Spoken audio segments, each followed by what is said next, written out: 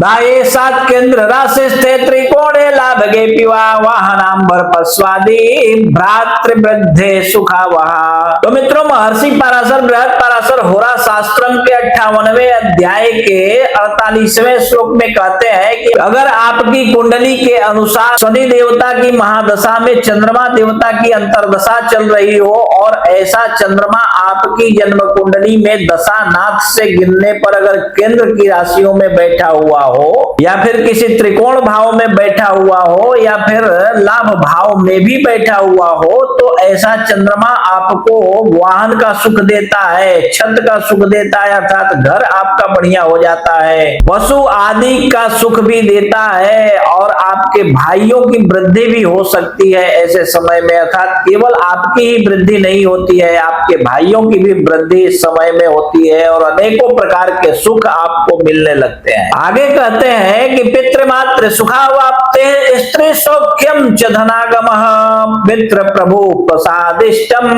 सर्व सौख्यम शुभावहम। कहते हैं कि माता पिता को आपके वजह से बहुत ज्यादा सुख की प्राप्ति होने लगती है, आपको पत्नी का सुख भी ऐसे समय में प्राप्त होता है, अर्थात आपका विवाह न हुआ हो तो विवाह हो जाता है, अथवा विवाह हो गया हो और आपकी पत्नी हो तो उसके वजह से कोई कलह कोई क्लेश नहीं होता है, बल्कि बहुत ज्यादा सुख देने वाली पत्नी इस समय में आपकी बन जाती है, अथवा चंद्रमा की वजह से ऐसा होता है। और अनेकों दिशाओं से अनेकों प्रकार से आपके घर में धन का आगमन होने लगता है। मित्र प्रभु वसाद इष्टम सर्व सौख्यम सुखावहम। किसी मित्र के वजह से या फिर किसी स्वामी के वजह से या फिर भगवान की कृपा से आपके घर में समस्त इष्टों की सिद्धि हो जाती है, अर्थात जितनी भी मनोकामनाएं आपकी होती है उन सब की पूर्ति हो जाती है। और कहते हैं कि सर्व सौख्यम शुभावहम, सब कुछ सुख ही सुख और हर प्रकार से सुख ही सुख एवं अनेकों दिशाओं से आपके पास धन का आगमन होने लगता है, धन की वृद्धि नित्य निरंतर होने लगती है। परंतु कहते हैं 50वें श्लोक में दाये सात द्वादशे भावे रंध्रे वा बलवर्जिते शयनम रोगमालस्यम स्थान भ्रष्टम सुखावहम। तो मित्रों, महर्षि पराशर यहाँ पे कहते हैं 50वें श्लोक के दूसरे लाइन में और 51वें श्लोक में कि यदि आपकी जन्म कुंडली के अनुसार शनि की दशा में चंद्रमा की अंतरदशा चल रही हो और ऐसा चंद्रमा आपकी कुंडली में दशानाथ से गिरने पर 8वें या 12वें घर में बैठा हुआ हो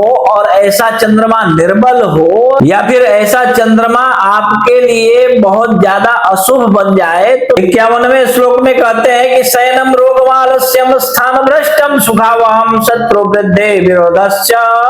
बिंदु द्वेषम आपनुयात्। कहते हैं कि ऐसे समय में आपको सोते रहने का मन करता है, यानी आलस्य आने लगता है बहुत ज्यादा, स्थान भ्रष्ट भी हो सकता है और अनेकों प्रकार के सुख आपके जाते रहते हैं, तथा शत्रु वृद्धिश्च, इस समय में आपके शत्रुओं की वृद्धि होने लगती है और उनके द्वारा विरोध किया जाने लगता है आपका, तथा बंधु द्वेषम वाप्नुयात्, इस समय में आपके बंधुओं से भी आपका द्वेष होने लगता है, दूरियां बढ़ने लगती है। ठीक है। और 52वें श्लोक में कहते हैं कि द्वितीय द्युननाथे तो देहालस्यम भविष्यति तद दोष समनार्थम च तिल होमम समाचरेत। कहते हैं कि अगर दूसरे 7वें घर के भाव के स्वामी हो, भावेश हो या फिर अगर दूसरे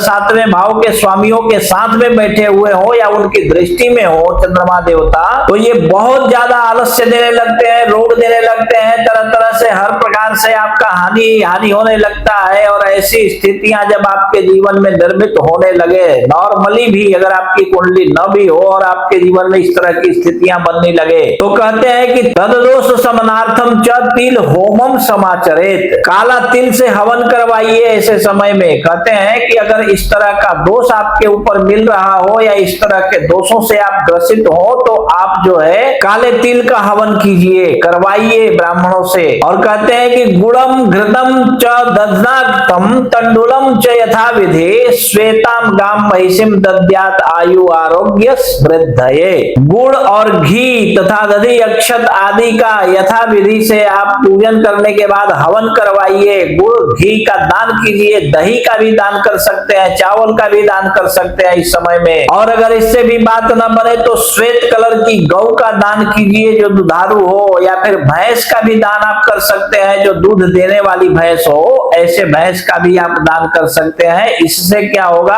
आयु आरोग्य वृद्धये, आयु और आरोग्य की वृद्धि आपकी होने लगेगी, आप स्वस्थ हो जाएंगे और सारे प्रकार के शुभ फल भी आपको प्राप्त होने लगेंगे यदि इस प्रकार से आप करते हैं तो। ठीक है, तो इसी प्रकार आप अपनी कुंडली भी देख लीजिए और अपने बारे में स्वयं समझ लीजिए, और यदि इसके बाद भी आपको आपकी कुंडली समझ में ना आवे तो आप किसी कुशल विद्वान को अपनी कुंडली दिखाइए, और कोई श्रेष्ठ विद्वान आपको आपके आजू बाजू में न मिले तो आप अपनी कुंडली हमें भी दिखा सकते हैं। आप देश विदेश कहीं भी रहते हो, आप व्हाट्सएप पे अपॉइंटमेंट के लिए मैसेज कीजिए और अपॉइंटमेंट कंफर्म होने के बाद हम आपकी कुंडली देखकर फोन पर ही एक एक बात विस्तार पूर्वक समझाकर बतला देंगे। ठीक है।